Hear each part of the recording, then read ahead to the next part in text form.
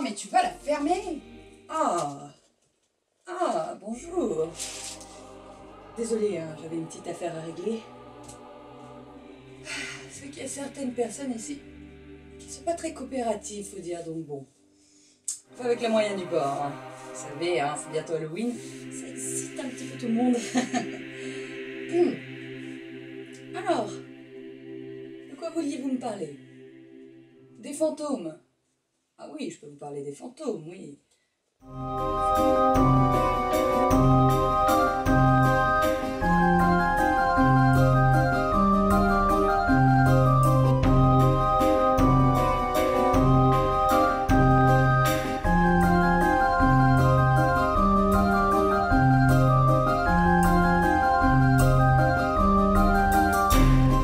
Et quel genre de fantômes recherchez-vous? Non, parce qu'il y en a plusieurs sortes.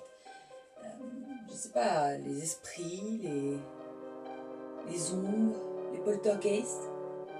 Eux ont un très bon goût pour la déco.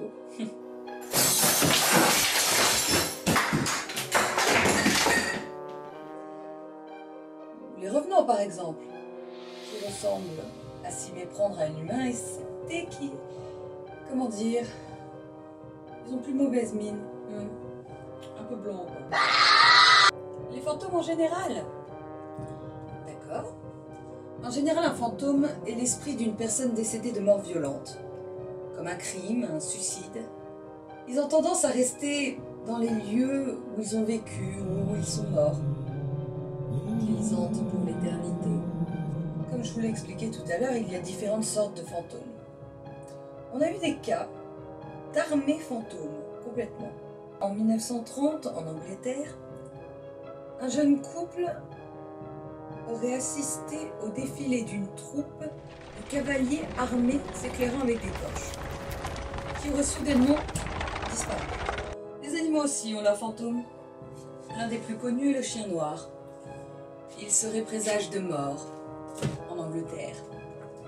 Il a inspiré beaucoup d'auteurs, comme Arthur Conan Doyle, dans Le chien de Baskerville, ou plus récemment J.K. Rowling pour Le Sinistro. Les chats aussi ont leurs fantômes. Dans ses mémoires d'outre-tombe, Chateaubriand parle du fantôme d'un chat qui entrait un escalier dans le château de Combourg. En 1876, des travaux furent faits et on retrouva les restes d'un chat qui aurait été emmuré vivant dans le château. Les êtres vivants ne sont pas les seuls à se transformer en fantômes. Il y a eu plusieurs cas de voitures, de trains, de bateaux fantômes. L'un des plus connus étant tout de même le Hollandais volant, condamné à voguer pour l'éternité avec son équipage de fantômes. Mais revenons-en à nos fantômes. Comme vous auriez pu le remarquer, ils apparaissent plutôt la nuit, mais en particulier la nuit du samedi et du mardi. Pourquoi? Je sais pas, allez demander à un fantôme. Il y a certaines périodes de l'année aussi qui les attirent plus, comme la période de l'Avent, le soir de Noël. Mais leur nuit préférée reste tout de même celle du 31 octobre au 1er novembre, la veille de la Toussaint. Bon, je sais pourquoi vous êtes là. Vous voulez des petites anecdotes, des petites histoires qui font peur? Je vais vous en donner quelques-unes. Mais avant ça, un petit conseil. Si un jour vous avez un fantôme chez vous, votre maison est hantée, le seul moyen de le faire partir, c'est de lui parler, lui demander ce qu'il veut.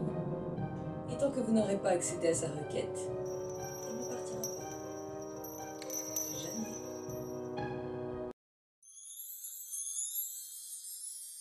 Alcatraz, l'une des prisons les plus connues des États-Unis. Elle a eu quelques prisonniers célèbres, comme Al Capone par exemple. Mais elle a aussi eu son lot de suicides, de bagarres, de meurtres. Et elle a aussi ses propres fantômes. Dans la cellule d'isolement 14D, un détenu assassiné y apparaîtrait accompagné de vents glaciaux. Un gardien jure avoir entendu Al Capone jouer du banjo, là où il adorait en faire, quelques années après sa disparition. Dans le bloc Michigan Avenue, l'ancien détenu apparaîtrait, fixant du regard les passants, accompagné d'une odeur de putréfaction, de cris et de fracas terribles.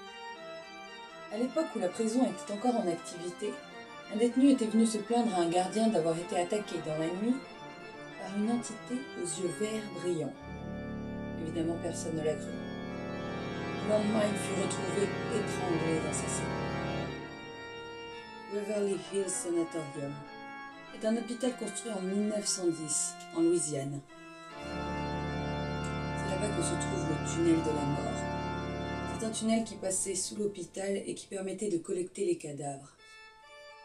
On dit qu'aujourd'hui on entend encore des cris et qu'on y voit des ombres. Et personne ne s'y aventure. Dans la chambre 502, au 5e étage, 2 infirmières s'y seraient suicidées. Cette chambre a attiré pas mal de curieux. Certains d'entre eux disent avoir vu 2 ombres s'agiter dans la pièce et entendre des voix leur crier de sortir. Sur le toit, il y a une cour où les enfants de l'hôpital apprécient aller jouer. On raconte que si vous y allez, vous pourrez les entendre chanter leur continent. Le métro de Londres est l'un des plus vieux du monde. Il a près de 150 ans. Il passe dessus, en dessous, et près de tous les monuments historiques de Londres. Ce qui lui vaut de nombreuses légendes. De nombreux cimetières, fosses communes, durent être détruits pour construire le métro. Sans compter que durant sa construction, il y a eu de nombreux accidents qui causèrent la mort de plusieurs personnes. Il est impossible de savoir le nombre de décès qu'il y a eu dans ces sous-sols, ni le nombre de restes humains qu'ils abritent. À Queensway Station, de nombreux témoins affirment avoir vu Winston Churchill et avoir senti l'odeur de son fameux cigare. On raconterait même qu'il organiserait des tournois de poker dans les stations abandonnées du métro. En 1758, une jeune fille du nom de Anne Naylor fut assassinée à l'endroit actuel de la station Farringdon. Il paraît qu'aujourd'hui, on peut encore apercevoir son spectre, voire même l'entendre. C'est pour ça qu'aujourd'hui, elle a le doux nom de spectre hurlant. On aurait aussi vu sur Jubilee Line des moines fantômes marcher le long de la ligne. Maintenant, je vais vous parler de l'histoire de la jeune fille de Cucuta. C'est une histoire qui fit beaucoup parler d'elle grâce à ses nombreux témoins et ses preuves vidéo. Un petit parc dans la ville de Cucuta était réputé pour être hanté par un fantôme d'une jeune fille qui aurait été assassinée quelques années plus tôt. C'est là que tout a commencé le 25 juin 2007.